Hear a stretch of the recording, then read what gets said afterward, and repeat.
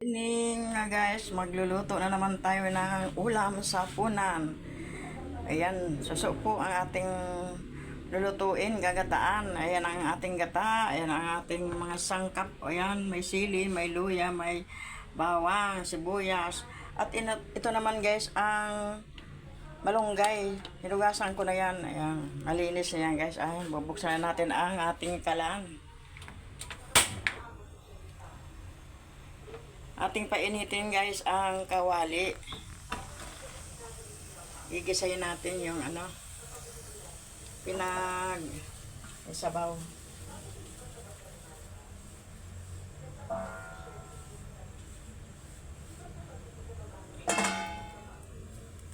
Yan guys.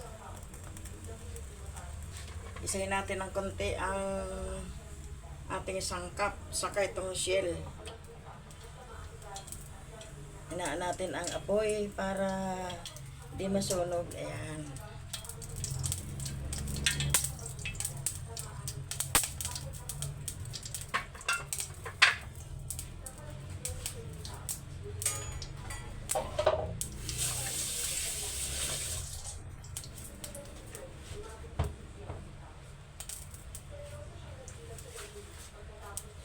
Yan, gigisayan natin to guys. Bawang. Para lalong sumarap. Ayan. Kasi pwedeng lakasan guys at masunog. Ayan, dandahan lang ang apoy.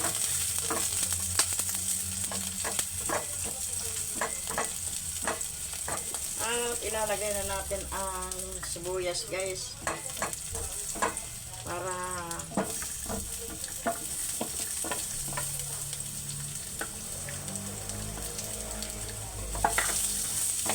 sabay na silang maluto yung bawang at sibuyas. Yan.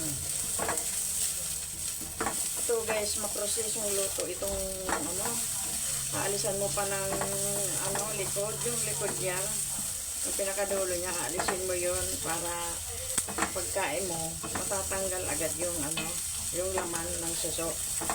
Kaya maprocess yung luto ito guys. Matagal. Ayan. Ibababad mo pa yun sa para lumabas yung mga niya ng suso na ito. Tapos bago ko binalian ng tubig na mainit, bago gisahin. Ayan guys, ilagay na natin itong luya.